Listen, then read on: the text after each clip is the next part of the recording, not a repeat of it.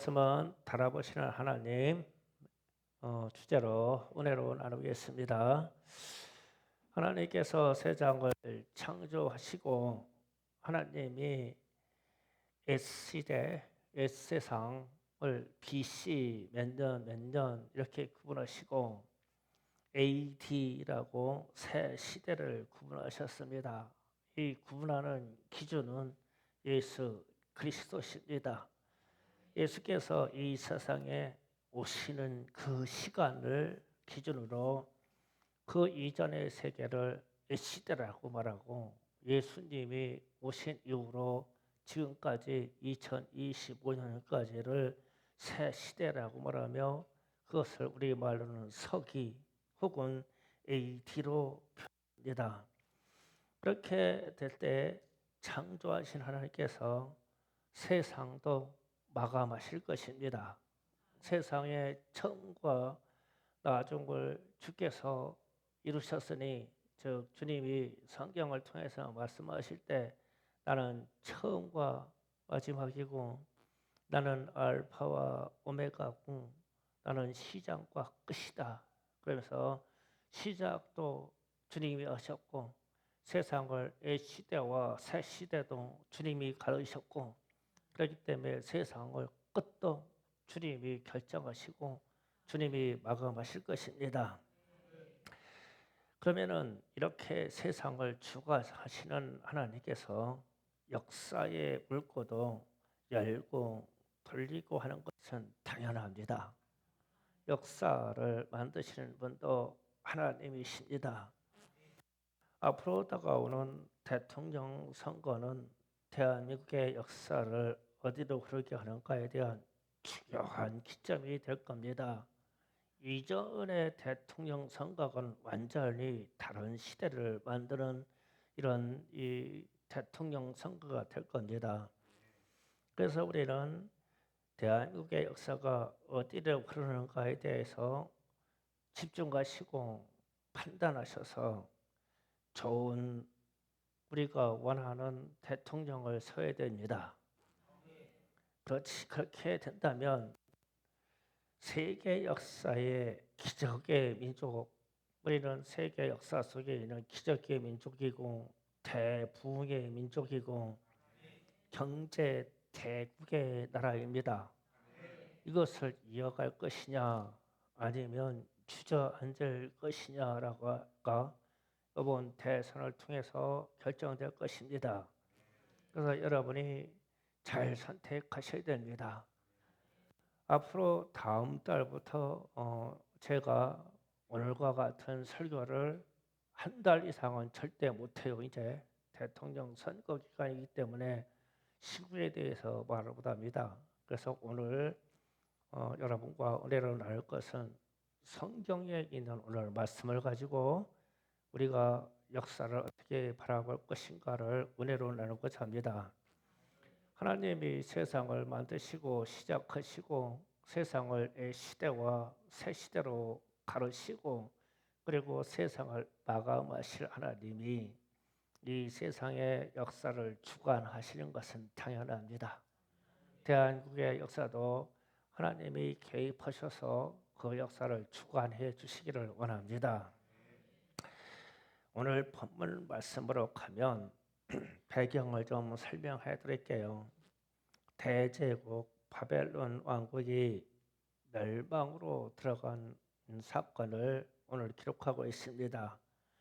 이 사건을 통해서 우리나라의 역사와 비교해서 우리가 갈 바와 우리가 생각할 것과 우리가 기도할 것을 정해야 됩니다. 바벨론 대제국에 느부갓네살 왕이라고 하는 아주 위대한 왕이 있어서 대제국 바벨로니아라고 하는 대제국을 중동과 아시아 지역과 유럽 영역까지 다스리는 대제국을 만들었어요. 그 왕의 이름이 느부갓네살입니다. 그래서 느부갓네살 왕이 죽은 이후에 그 아들 벨사살이라는 사람이 왕이 되었어요. 오늘 말씀 배경은 벨사살이라는 사람이 왕이 됐을 때 얘기해요. 그런데 이 왕이 등극해가지고 얼마나 위대한 황제냐 이것을 드러내려고 각 지역에 있는 1,000명의 귀족을 왕궁으로 초대해서 잔치를 베풀게 됐어요. 이 잔치가 하루 이틀 하는 게 아닙니다. 거의 한 달 이상, 40일 이상 이 잔치를 하게 되는데 이때 귀족을 1,000명을 초청했어요. 그러면 귀족 1,000명이 들어오면 왕, 황후, 왕궁에 있는 사람들 귀족 한 명 오면 부부를 대응하고 귀족을 섬기고 따르는 부하들이 오고 그러니까 잔치에 참여하는 사람들은 진짜 수만 명이 됐을 거예요. 대표자만 1,000명이니까 어마어마한 잔치를 하게 되었는데 대단한 숫자가 잔치에 참여했어요. 그런데 이때 잔치를 베풀다가 벨사살 왕이 자기의 부왕 느부갓네살 왕이 예루살렘 성전에서 가져온 기물, 성전의 기물 그릇을 가져와라 해서 이것을 술잔으로 삼아가지고 이 회중에게 술잔으로 술을 돌렸어요. 그런데 이때 하나님의 손이 나타나서 벽에다가 글을 쓰는 이런 현상이 나왔는데 이 성전의 기물을 갖다가 숫자로 쓰는 이유가 있어요. 이 하나님에 대한 모독인데 벨사살 왕이 생각하기를 그래 유대인들을 니들이 말하는 창조주 하나님이라는 게 별거냐? 별거냐? 내 손에 술잔밖에 더 됐냐? 이거요. 이것을 보여주려고 술잔이 없겠어요? 사기 그릇이 없었겠어요? 왕궁에 있는 모든 그릇이 다 금으로 되어 있는데 구태여, 구태여 유대인들이 섬기는 하나님이라고 하는 창조주 하나님 여호와 하나님께 제사 드리는 그릇을 갖다가 술잔으로 삼는 것은 너희들이 섬기는 그 위대하신 하나님 창조주 하나님이라는 사람은 분은 내 술잔의 수종자밖에 안 돼.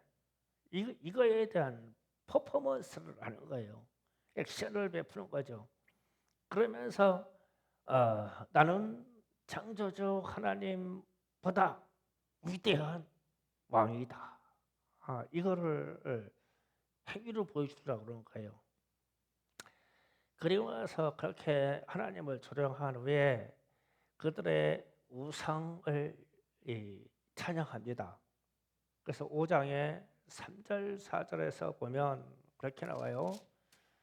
성경 있는 분들은 다니엘서 5장 3절 4절을 보시면 됩니다. 예루살렘 하나님의 전성소 중에 탈취한 금그릇을 가져다가 왕이 그 귀족들과 황후들과 후궁들과 더불어 그것으로 마시더라. 그들이 술을 마시고는 곧 그 금, 은, 구리, 새, 나무, 돌로 만든 신들을 찬양하니라. 그러니까 우상에게 찬양을 돌렸어요. 이런 역사가 나타났어요. 이때에 이 손가락이 나왔을 때 5절 6절 봅니다. 그때에 사람의 손가락들이라고 했어요. 그러니까 많은 손이 나타난 거예요. 손가락들이 나타나서 왕궁 촛대 맞은편 석회벽에 글자를 쓰는데 왕이 그 글씨를 쓰는 손가락을 본지라 이에 왕이 즐기던 얼굴빛이 변하고 그 생각이 번민하여 넓적다리 마디가 논듯하고 그의 무릎이 서로 부딪힌지라. 아멘. 여기를 보세요. 그러니까 성전 기물을 갖다가 술 마셔야 돼. 이 손들이 벽에 나와가지고 누구는 벽에 걸린 것들이 많이 있을 거예요. 뭐 휴장도 걸려 있었고 뭐 상징되어 있는 뭐 이런 것들이 걸려 있을 건데 손들이 나타나서 어떤 손은 형체는 안 보여 손만 보여요. 흔들어가지고 벽을 막 정리하고 때릴 거 떼주고 내릴 거 내리고 휘장을 거들 거 걷고 그래가지고 뒤에 회벽 돌로 되어 있는 석회벽이 딱 나오는데 거기에 어떤 글씨가 나와서 글씨를 거기 쓰는 거요. 그런데 형체는 보이지 않고 이 손들만 보여. 그러니까 황제가 넓적 다리가 농도듯하고 무릎이 막 서로 막 바닥 막 부딪힐 정도로 이 두려움이 왔어요. 도대체 이 저거를 쓰는 게 뭐냐? 그런데 글을 썼는데 해석할 길이 없고 읽을 수도 없어. 왜냐하면 하나님이 쓰신 글이기 때문에 이걸 몰라요. 그런데 이 글이 해석을 하려고 그러니까 하나님의 신에 감동된 다니엘을 불러와라 그런 거예요. 다니엘을 불러와서 그에게 물으니 그 글이 메네 데겔 우바르시라는 글입니다라고 말을 하고는 해석을 합니다. 메네는 세어보고 또 세어봤는데 끝났습니다라는 뜻이고 데겔이라는 말은 저울에 달아보았는데 모자랐습니다라는 뜻이고 우바르신이라는 말은 두 조각을 나누어서 멸망케 할 것입니다라는 말입니다라고 해석을 해줬어요. 그러니까 황제가 하는 짓을 하나님이 구체적으로 잣대를 대서 세어봤는데 틀렸다. 또 저울에다가 올려놓고 황제와 더불어 바벨론 대제국 하는 일을 저울에다 달아봤는데 항상 모자른다. 그럼 모자르면 어떻게 해요? 내리죠. 치워버렸다. 그래서 바벨론 대제국을 두 쪽으로 나서 다른 제국의 왕들에게 주고 너는 멸망받을 것이다. 이렇게 하나님의 말씀이 벽에 나타났은 거예요. 그러면 우리가 이런 생각을 해볼게요. 하나님이 무엇을 세어보고 무엇을 달아보았을까? 그러면 그냥 근거 없이 달아보면 예를 들어서 하나님이 우리 중에 누구를 쓰시려고 달아보면 달았다고 그래, 달렸다고 그래. 달리기 좋아하는 김미경 집사님이 달렸다고 그래 하나님한테 하났어. 그런데 김미경 집사님이 알만한 사항으로 달아봐야 되겠죠. 하나님이 생각하는 거대한 이 지식의 세계, 지혜의 세계다 다뤄놓으면 인간 죄인이 이걸 어떻게 아냐고. 그 위대한 상황을 모르지. 그러면 이 죄인에 대한 입장이 이가 이해할 만한 걸로 달아야죠. 그래야 깨닫든지 회개하든지 할 거 아니에요. 우리는 우리 수준으로밖에 생각을 못하니까 그래서 그러면 그렇게 해서 달아봤는데 구체적으로 다니엘이 단어를 토박토박하게 설명합니다. 5가지로 설명해요. 그 설명하는 내용이 오늘 본문 말씀입니다. 그러면 은혜로 나누면 됩니다. 자, 22절에 가서 이렇게 합니다. 22절에 가서 벨사사리아 왕은 그의 아들이 되어 그의 아들에게 느부갓네살 왕에 의합니다. 왕이어서 이것을 다 알고도 아직 마음을 낮추지 아니하고 이랬어요. 그러면 역사를 얘기하는 겁니다. 역사적으로 이래 했다는 사실을 다 알고도 당신은 겸손하게 마음을 낮추지 않았어요. 그래서 하나님이 역사적인 사실을 놓고 그 역사적인 사실로 당신을 달아봤어요. 그런데 아무리 역사적인 사실을 달아봐도 역사를 깨닫지도 않고 생각지도 않고 겸손하지도 않고 생각해보지도 않아서 당신은 버려야 됩니다. 이 말이에요.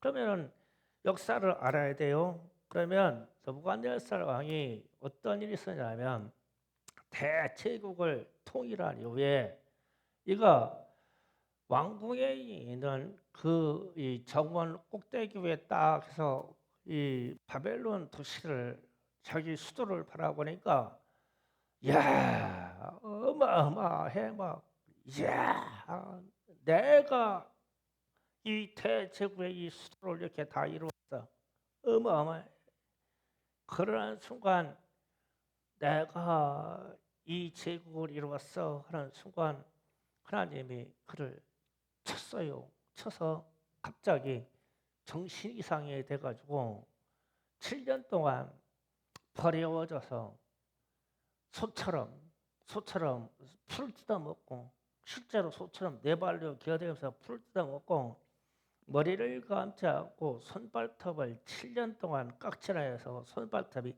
독수리 발톱처럼 됐다고 그랬어요. 그럼 상상을 해보세요. 발톱이 손톱이 자라서 휘어져서 7년 동안 그렇게 됐는데 느부갓네살 왕이 이 왕궁에서 아주 이 산의 진미만 먹던 사람인데 갑자기 소처럼 하고 다니면서 소처럼 풀을 뜯어먹고 사는 거예요.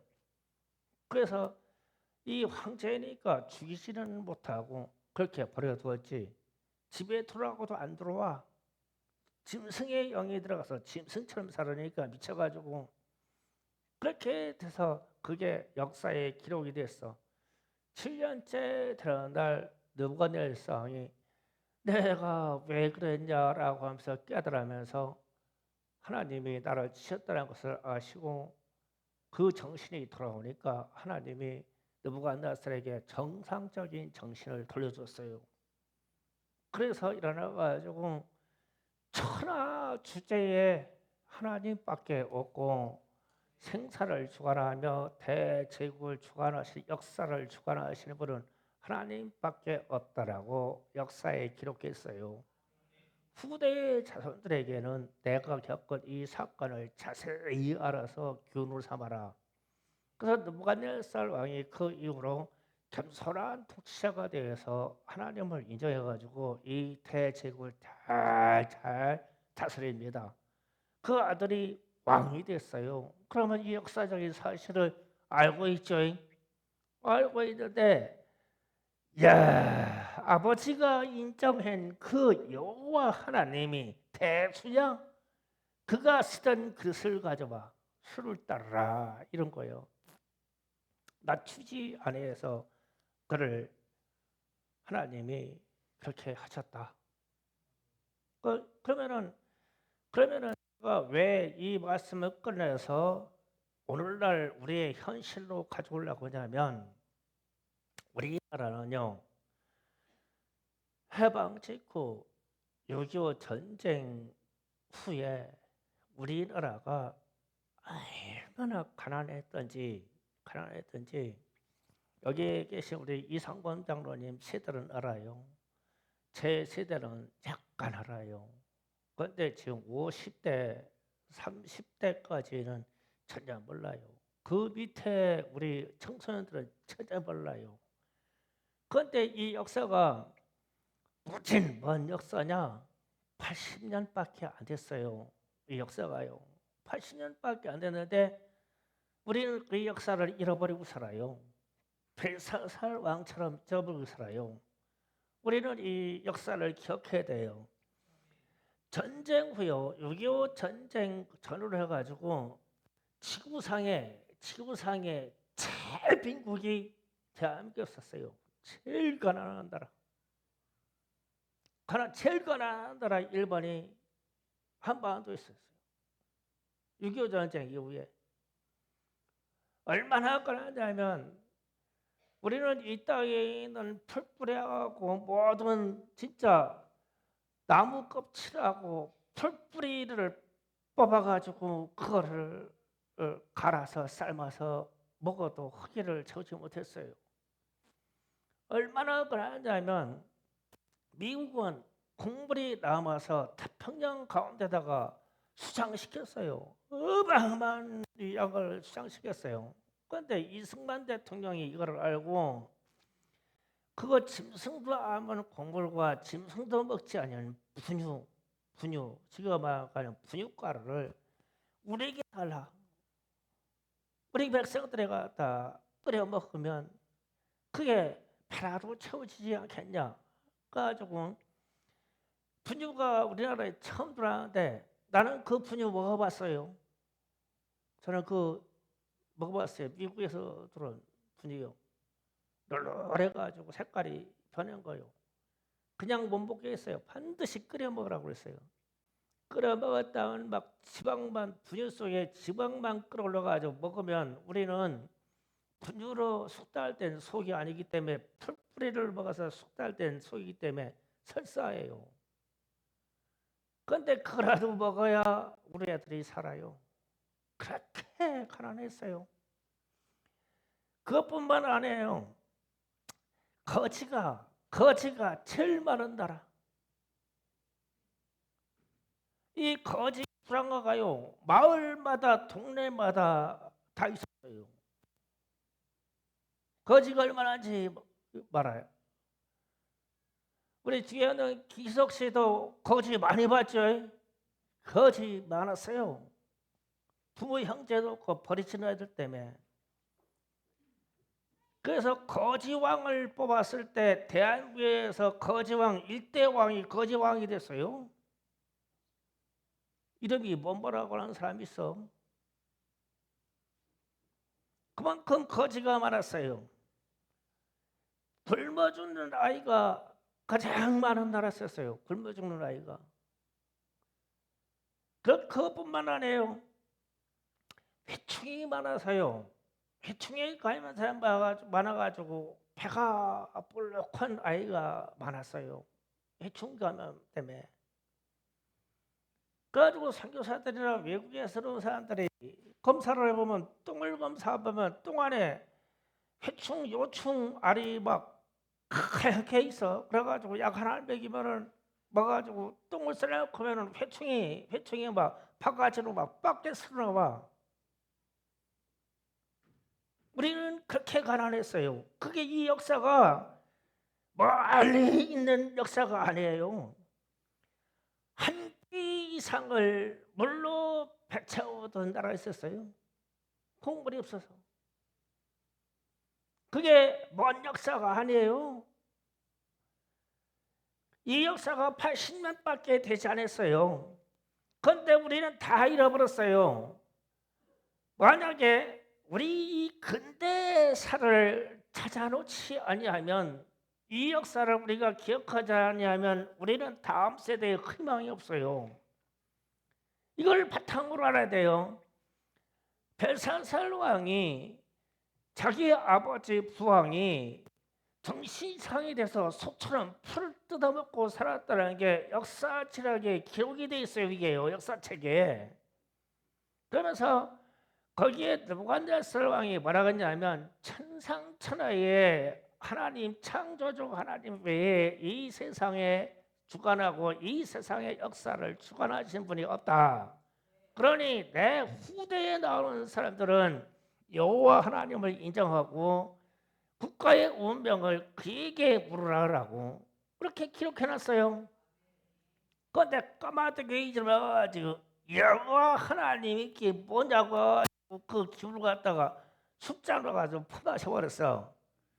뭐냐? 역사를 까먹어버렸어. 우리가 지금 대통령 후보로 나온다고 이 당에서 나오고 저 당에서 나오잖아요. 그들이 하는 입에서 우리나라의 근대사를 정확하게 얘기하면 가능성 있는 사람이에요. 그렇지 아니한 사람이면 벨사살 왕처럼 멸망으로 끌어들이는 왕이 될 거예요. 제가 이 이야기를 하려고 우리 근대사를 얘기하는 거예요. 우리 대통령 후보들이 근대사를 분명하게 얘기하는 사람을 찍어요. 그렇지 아니한 사람 희망이 없어요. 우리나라는 이 역사의 기로에 서 있기 때문에 지금 우리는 이 지금 6월 3일 이 선거가요. 우리 대한민국의 운명을 결정할 것만큼 중요해요. 그 대통령 후보들이 근대사에 대한 이 가난을 어떻게 들고 일어났는 것을 알고 말하는 자를 뽑아야 돼요. 그렇지 않으면 우리를 멸망을 뚫고 들어갑니다. 그 다음에 두 번째로 벨사살 왕이 걸린 이유가 하나님보다 자신을 폈다고 23절에 기록되어 있습니다. 23절에 도리어 자신을 하늘의 주자보다 높이며 이렇게 되어 있어요. 하늘의 주제보다 높였다. 하늘의 주제라는 말을 좀 이해해야 돼요. 하늘의 주제. 이 우주를 만물을 다스리는 이 하늘의 주제, 창조주 하나님을 지칭하는 말인데, 이분은 소일 수도 없고 거역할 수도 없다는 뜻입니다. 만물의 주제라는 뜻이.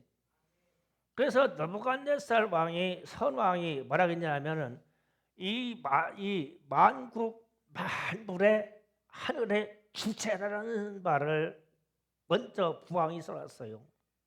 그가 자기가 미쳤다가 돌아오니까 이 세상 생사화복을 주관하고 이끌어내시는 분은 하나님이시라는 걸 알았어. 그래서 지금 이 말에다 지금 쓰는 거예요. 그 아들은 이거를 무시하는 거예요. 하늘의 주제에 웃기고 있네. 내가 황제야 이러고 나온 거야. 그 하나님을 무시했다고 나와요. 그래서 희망이 없다는 거죠. 그러면 대한민국의 근대사가 하나님과 기독교하고요 뗄래야 뗄 수가 없어요. 이거를 인정하는 사람이 대통령이 돼야 돼요. 어느 정도냐면 우리요 헌법이요, 우리나라 헌법이 최고의 헌법을 독일의 바이마르라고 하는 헌법이 출발됐다고 아주 역사에서 나와요. 이 사람들의 기술이. 그 다음에 두 번째 헌법이 미국의 헌법이에요. 그런데 이승만 대통령이 미국에서 정치학과 경제학을 공부하다 보니까 헌법이 잘 만들어야 된다는 걸 알았어.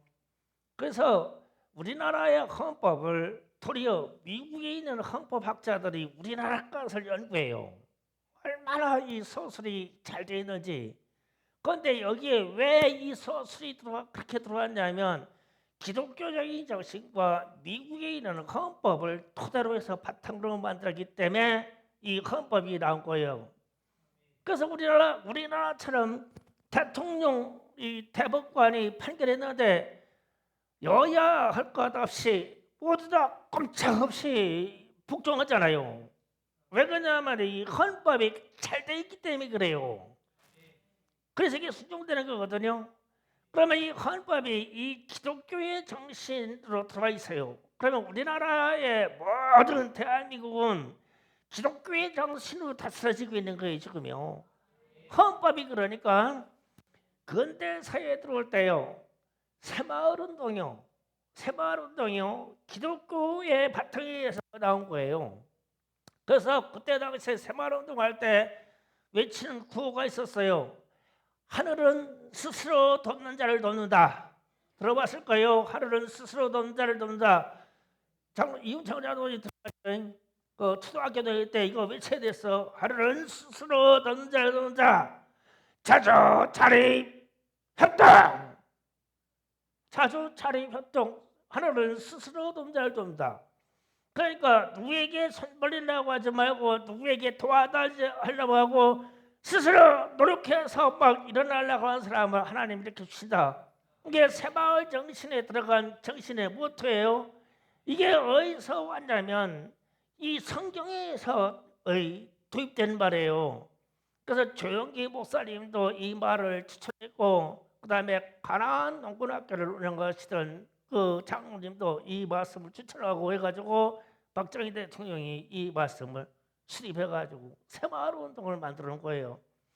그래서 이 새마을운동을 통해가지고 우리나라가 근대사회에 위대한 나라로 이끌어갈 바탕을 만들어서 있었죠.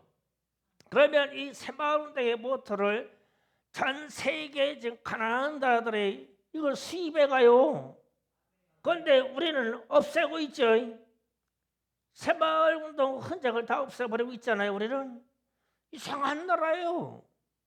그거로 우리가 일어섰으면 그거를 더 활성화시켜야 되지 않겠어요? 새마을운동으로 하고 그럴 때요, 누가 담배 피고 나가지고 꽁쳐 집어던졌다, 즉각 잡아갔어요. 현장범으로 쓰레기로 어디다 버려요. 우리나라 강토에다가. 우리 이 땅에 나온 자는 이 땅에다 쓰레기를 볼 수가 없다 이거요. 그 초등학생들도 보고 다 보면은 눈만 봤다면 두 개의 쓰레기를 다 버렸잖아요. 근데 지금은 막 고속도로 다니다가 창만 열고 집어던지면 막 깡통이고 뭐가 막 다 집어던져 버리지. 그런 나라를 새마을 같은 나라를 만들어야 될 거 아니에요. 그럼 우리는 이상한 나라를 만들어가고 있어. 아프리카 같은 데 지금 새마을운동 도입한 나라들이 얼마나 흥황하고 있어요. 그러면 북한식의 공산주의를 이끌어가서 수입한 나라들도 있어요. 중앙아시아 가면 얼마나 억압하고 얼마나 통제하는지 상상을 초월해요.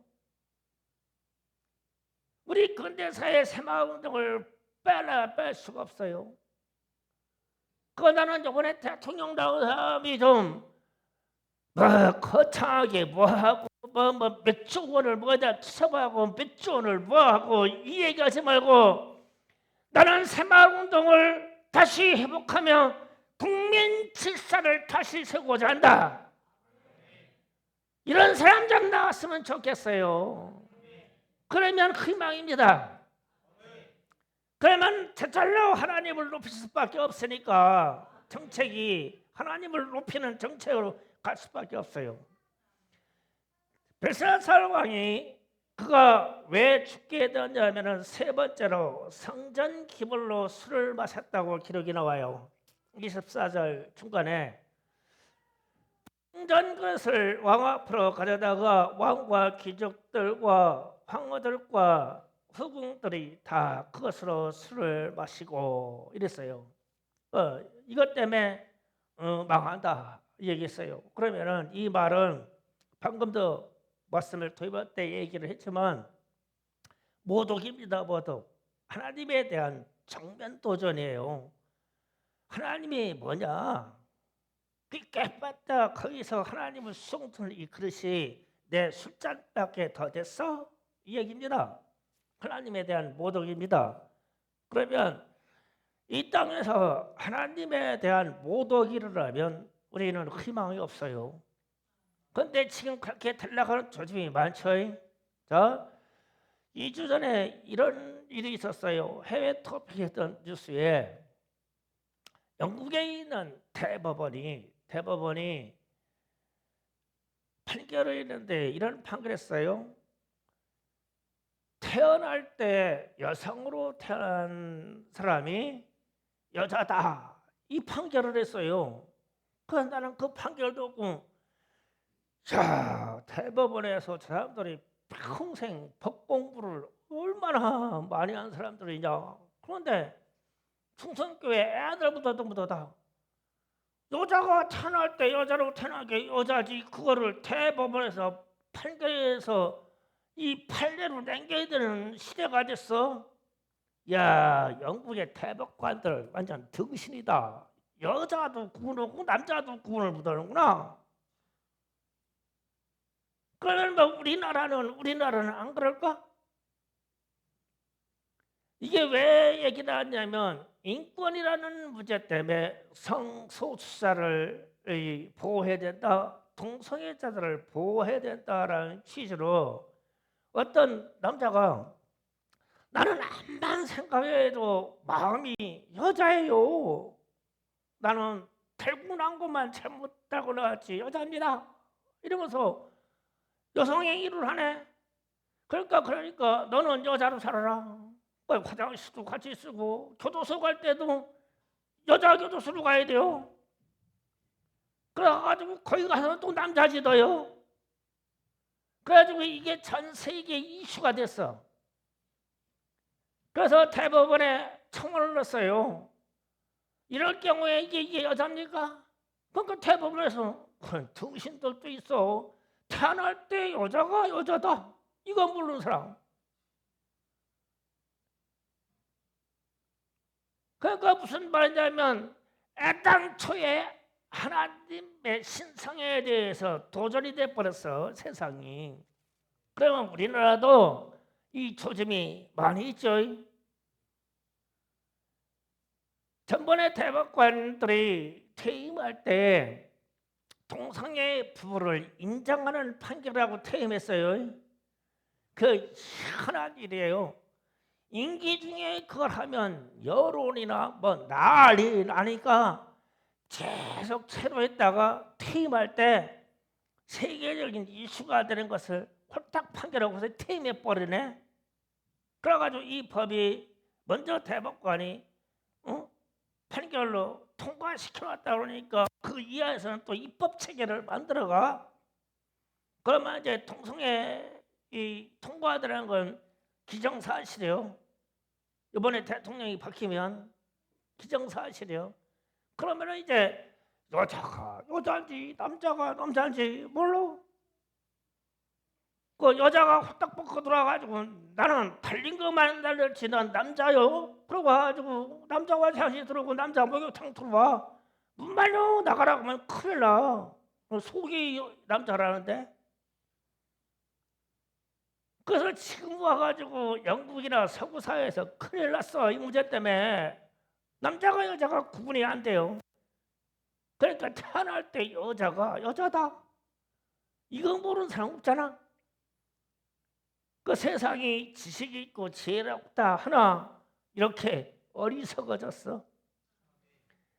왜 이런 얘기를 하냐면 우리가 성경에 대한 모독이나 하나님에 대한 모독이나 똑같아. 성경의 잣대로 나와 있는 번제라고 하는 잣대를 알이라고 하는 입법이 나와서 세상을 그렇게 끌어가면 그건 하나님에 대한 모독이야. 그러면 세상에 희망이 없어.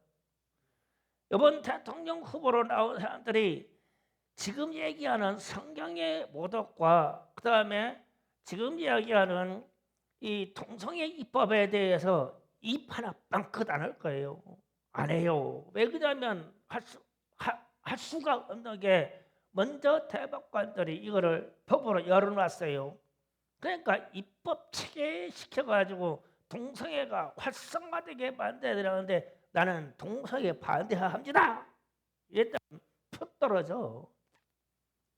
그런데 이 말을 하고 떨어지는 게 나서 그러면 이런 말을 누가 해야 되냐면 지금 경선 중에 순번을 미리잖아. 그러면 이 말이라도 하고 가야 돼. 그래야 다음에 정책으로 수입이 들어가니까. 안 와요? 그러면 대한민국에 희망이 없어. 우리는 희망이 없어요. 그 다음에 네 번째로 벨사살 왕이 실수한 게 우상 숭배입니다. 23절에 하반절에 보니까 그렇게 얘기됐어요. 금은 구리 쇠나무 돌로 만든 신상들을 찬양하고 이렇게 나왔어요. 이 우상을 숭배했다. 우상 숭배하는 나라는 반드시 망합니다. 세계 역사에서 어느 제국도 우상 숭배하고 제국이 이어진 제국이 없어요. 반드시 망합니다. 그러면 북한은 망하기로 정해진 나라입니다. 뭐 김일성이 김정은이 우상이 뭐 동상이 뭐 1m 2m짜리가 아니에요. 막 우리로 얘기하는 막 10층 아파트 높이입니다. 그 높이가 가지고 전국에 있는 도시 광장에 다 서 있죠. 지나가다가 무조건 보기만 하면 이 90도 인사해야 돼요. 학생들은 아침에 뛰어나가지고 학교 가기 전에 가서 경배하고 가야 돼요. 일상이. 그러고 나서 집집마다 지금 김정은이까지 추상화가 다 붙어 있죠. 눈 뜨자마자 거기에다가 허리를 90도 굽혀서 절을 하고 가야 돼요. 그 우상의 나라가 됐어요. 그리고 희망이 없는 거예요. 우상 나라는 반드시 망해요. 하나님이 그냥 두질 않아요.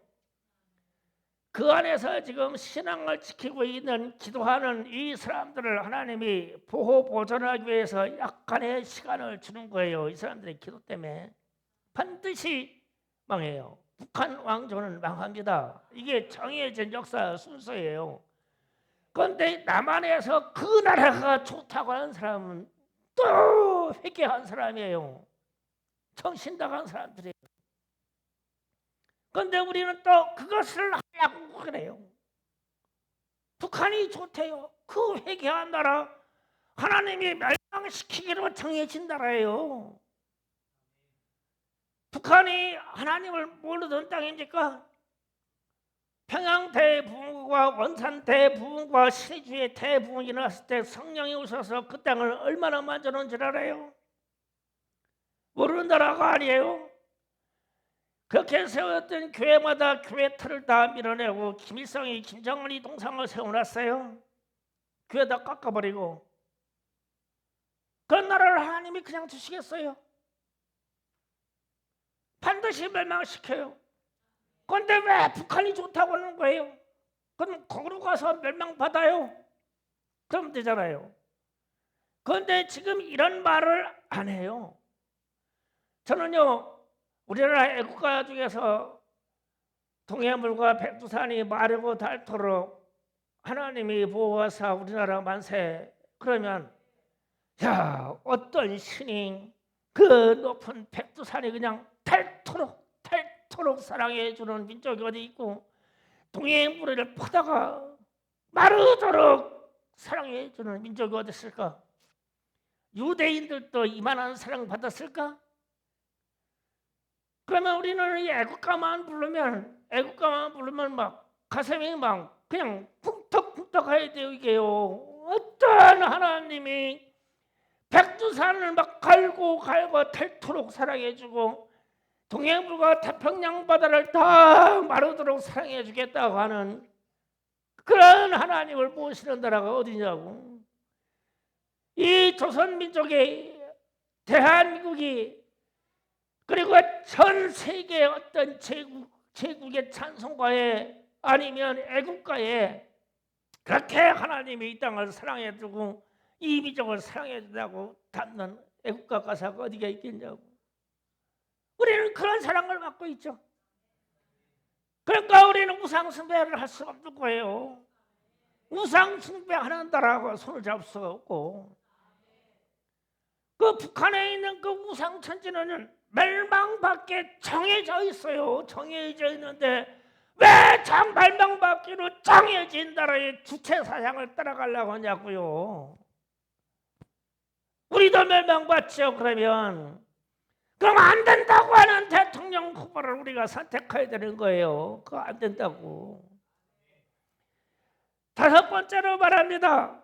벨사살 왕이 멸망받은 얘기를 23절 하반절입니다. 왕의 모든 길을 작정하시는 하나님께 영광을 돌리지 아니하지라. 하나님께 영광을 돌리지 아니하였다. 그러니까 왕의 모든 길을 작정하시는 하나님께 영광을 돌리지 아니하였다. 이 말은 느부갓네살 황제 이후에, 왕 이후에 그 왕위를 가지려고 하는 사람이 벨사살 한 명이었겠어요? 귀족만 해도 지금 1000명이 와 있고, 느부갓네살 왕에게 후손이 벨사살 하나뿐 했겠어요? 그러니까 하나님이 이 권력을 탐하는 모든 사람들에게서 작정해서 세우기를 벨사살을 지명해서 세운 거예요. 그런데 그 하나님이 눈에 안 들어오는 거예요. 왕이 되고 나서. 그래서 하나님께 영광을 돌리지 아니하고 자기가 하나님보다 높다고 그랬어. 그러니까 멸망받아야 되지. 그래서 우리가 하나님께 영광 돌리는 이런 지도자가 당연히 좋지요. 그런 사람을 찾아야 되죠. 그런 사람이 나와야 되고, 처음서부터 감사하고 끝까지 감사할 사람이, 그게 우리 지도자가 되었으면 좋겠죠. 하나님께 감사하고 하나님 때문에 이 땅에 살았다고 얘기하고 새마을운동 다시 드러내서 이 땅에 질서를 해보시고 해변에 버려지는 쓰레기 진짜 한 조각도 없도록 새마을운동 해봐봐. 해변에 쓰레기가 막 그냥 저기 떠다니겠어? 한 조각도 없도록 길거리에 담배꽁초 하나 떨어지지 않도록 그렇게 이 땅을 만들 수가 있죠. 뭐로만 기독교적인 정신으로만 이게 되죠. 그런 거 좋은 정책을 이끌어내야 되지. 내가 대통령 출마하려고 하더라도 누가 추천을 안 해줘서 묻어요. 나는 대통령 출마가지고 이런 얘기하고 싶어. 나는 새로운 정책이 없습니다. 내 선대의 대통령들이 해온 좋은 정책을 그대로 하나하나 갖고 와가지고 그걸 다시로 판을 깔 것입니다. 내가 대통령이 되면 새로 세울 장관이 필요 없습니다. 내 선대 때 했던 대통령이 세웠던 총리 중에 제일 잘하는 사람, 통일부 장관 중에서 제일 잘하는 사람 제 발탁해서 이 나라를 이끌어갈 것입니다. 이야, 나 같은 사람이 대통령 돼야 되는데 청광훈이가 대통령 된다고 해서 틀렸어 내가. 그러니까 우리가 지금 어떠한 생각을 가지고 있어야 되냐는 것은 우리 지도자의 반열로 들어간 사람이 제가 지금 설교하는 이런 내용들을 가슴에 담아야 되는데 이걸 다 베버리고 그가 대통령이 된들 벨사살 왕처럼 더 되겠냐고. 명망받은 왕, 멸망받을 대통령밖에 더 되겠냐고. 이걸 인정이 안 되면 이게 역사인데, 역사를 주관하시는 하나님의 능력인데, 그래서 벨사살 왕이 29절 30절에 이렇게 기록됐어요. 다니엘서 5장 29, 30절을 읽고 말씀을 마감합니다. 이에 벨사살이 명하여 그들이 다니엘에게 자주 새 옷을 입히며 금사슬을 그의 목에 걸어주고 그를 위하여 조서를 내려 나라의 세 번째 통치자로 삼으니라. 그날 밤에 갈대아 왕 벨사살이 죽임을 당하고, 벨사살이 그 다음 날 죽었어요. 무슨 얘기냐면 메네메네 이 말씀을 해석을 해주면 벨사살이 나라의 세 번째 치리자로 세우겠다고 그랬어요. 그러니까 세 번째 치리자는 뭐냐면 나의 선대의 느부갓네살 왕의 행적과 그리고 이어받은 나와 그 다음에 세 번째 치리자를 다니엘로 세우겠다. 그래가지고 그런데 이제 다니엘이 와가지고 메네 대겔 우마르시라는 말을 정확하게 해석을 해줬어요. 그러니까 약속대로 나라의 세 번째 지리자로 세웠죠.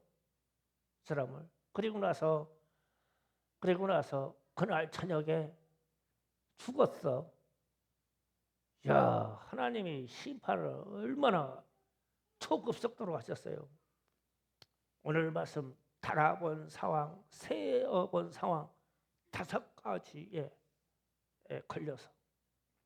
그런데 이 걸린 이 5가지가 우리에도 마찬가지예요. 하나님이 나를 달아보신다고 하면 하나님이 막 거대한 섭리의 세계로 달아보시는 게 아니라 내 주변에 있는 역사와 상황 가지고 달아보는 거예요. 어렵게 달리는 게 아니에요. 그래서 벨사살 왕이 이 5가지의 걸림에 되는데 하나님이 무엇으로 한 가지라도 이거를 구제해 줄까 했을 때 구제하고 구원시킬 만한 한 가지도 없었어. 부족한 정도가 아니라 한 가지도 없었어. 하나님께 영광을 돌리지 못하고 우상 숭배도 못하고 하나님 모독하고 역사도 모르고 그들의 근대사에 하나님의 개입도 모르고 몰랐어. 한 가지도 구해줄 만한 게 없었어. 그래서 달아보고 저울에다 올려보고 그런데 없다. 그 다음날 죽여버렸어. 이게 역사의 물꼬를 트는 거예요. 그 다음에 이웃 나라 다리오 왕이라는 사람이 와서 이 제국을 갈라서 차지합니다. 차지하고 이 세 번째 치자였던 다니엘을 다리오 왕이 세 번째 치자 그대로 총리로 발탁해요. 그래서 다시 총리는 이어가죠. 다니엘 같은 사람이 없어요. 그래서 우리는 오늘 본문 말씀을 통해서 우리도 적용해보고 무엇보다도 지금 대통령 후보로 나와가지고 떠드는 사람들에게 이 말씀을 적용해봐요. 아닌 건 아닌 거예요. 그래서 우리는 절대 그런 사람들에게 표를 던질 수가 없어요. 이제 선거 기간 들어가면 제가 이런 설교를 못합니다. 마지막이에요. 이 설교가 이제 복음적인 설교를 다음 주부터 계속 나가고 우리 가정의 축복에 대한 설교가 이제 나가겠죠. 제가 오늘 같은 설교를 할 거는 시간상 이런 말씀을 전할 기회가 없겠다 싶어서 오늘 강력하게 여러분에게 전하고 유튜브 방송을 나가는 많은 사람들이 시청할 건데 그런 사람들이 좀 깨어났으면 좋겠어요. 역사를 주관하시는 하나님, 하늘의 주제이신 하나님, 창조주 하나님, 세상을 구약시대와 신약시대로 가르치는 하나님, 세상을 심판하시는 하나님이 대한민국의 역사의 물꼬도 틀거나 멸망케 하거나 그분이 결정을 시작했냐? 그러면 어떤 사람이 지도자가 되느냐? 이게 문제예요. 그래서 우리는 대한민국이 멸망할 것이냐 흥망할 것이냐는 이번 대통령으로 결정이 됩니다. 그만큼 시급한 문제가 있으니 함께 나라와 민족을 위해서 기도하기를 원합니다. 주여 삼창하기로 합시다. 주여 주여